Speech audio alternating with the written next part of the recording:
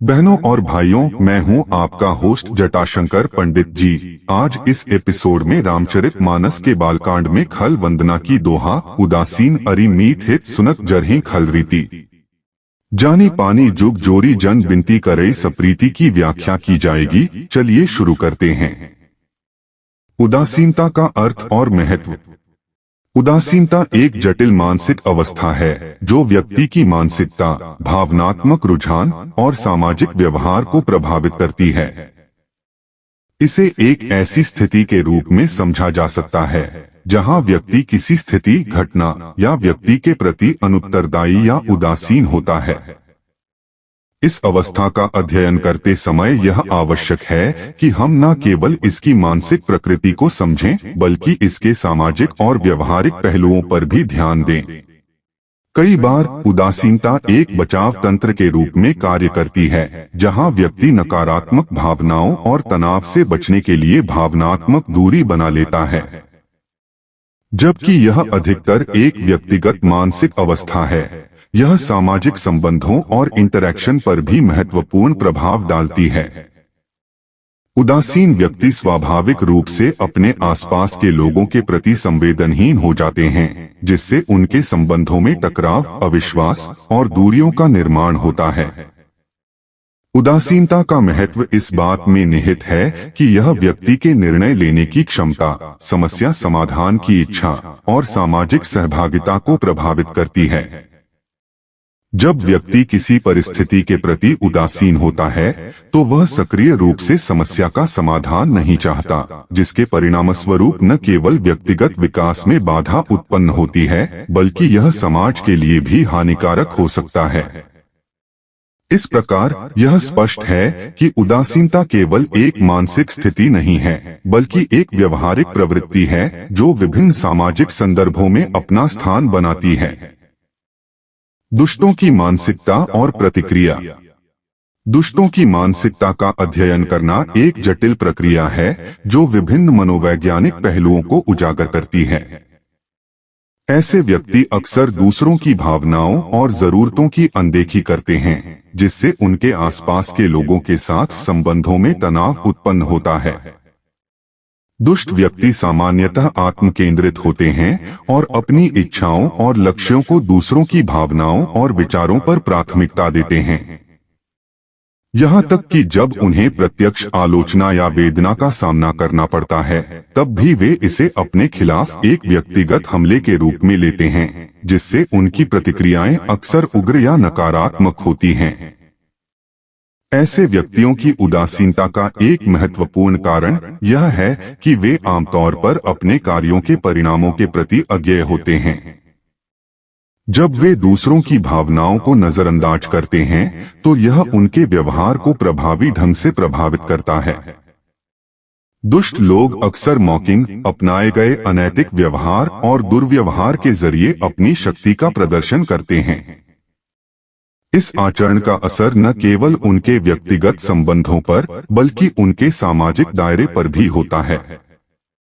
उनके इस प्रकार के व्यवहार से कई बार मित्रता के मौजूदा बंधन भी कमजोर पड़ जाते हैं।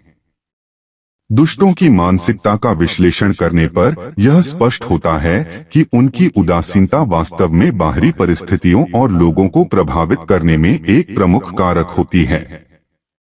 इससे उन्होंने अपने व्यक्तिगत और सामाजिक जीवन में विशिष्ट समस्याएं उत्पन्न की हैं, जो आगे चलकर उनके लिए खुद भी समस्याओं का कारण बन सकती हैं। इसलिए उनके व्यवहार की गहरी समझ और उनके प्रति समाज की प्रतिक्रिया महत्वपूर्ण है, ताकि विभिन्न संबंधों को बनाए रखा जा सके। मित्रता और शत्रुता में उदासीनता के प्रभाव। उदासीनता का मनोवैज्ञानिक विश्लेषण समझने में सहायक होता है जब हम मित्रता और शत्रुता के संतुलन को देखते हैं। किसी भी संबंध में मित्रता का अभाव या उदासीनता उसकी नींव को कमजोर कर सकती है। जब लोग एक दूसरे के प्रति उदासीन होते हैं तो सहयोग की भावना कम होती जाती है। उदासीनता का अर्थ है किसी चीज पर कोई भावना या ध्यान नहीं देना जो संबंधों में कमी लाता है। जब मित्र एक दूसरे के प्रति उदासीन हो जाते हैं तो यह न केवल आपसी समझ को खत्म करता है बल्कि विश्वास भी कमजोर करता है। उदाहरण के लिए, यदि दो मित्रों में से एक अपनी समस्याओं को साझा करने में असमर्थ होता है और दूसरा उसकी समस्याओं को नजरअंदाज करता है, तो यह मित्रता के लिए हानिकारक होता है। इस स्थिति में ऐसा महसूस किया जा सकता है कि संबंध की कमी है और विरोधाभासी भावनाओं का जन्म होता है। यह न केवल एक मित्रता को समाप्त कर सकता है बल्कि नए अविश्वास और तनाव को भी जन्म दे सकता है। वहीं दूसरी ओर उदासीनता शत्रुतापूर्ण संबंधों को और अधिक जटिल बना देती है। जब प्रतिकूलता का सामना करने वाले व्यक्ति उदासीन हो जाते हैं तो यह दूरी उत्पन्न कर सकता है।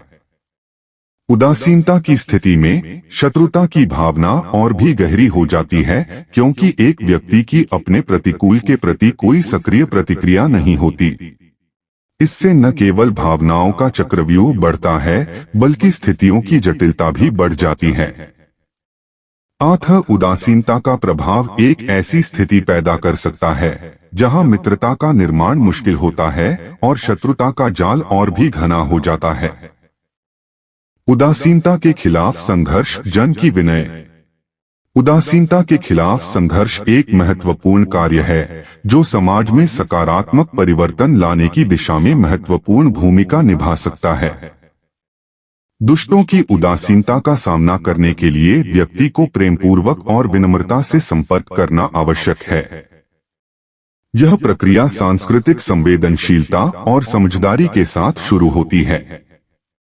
जब कोई व्यक्ति उदासीनता को गंभीरता से पहचानता है तो वह न केवल अपनी भावनाओं को प्रभावित करता है बल्कि दूसरों को भी प्रेरित कर सकता है। प्रेमपूर्वक विनती करना एक प्रभावी उपाय है।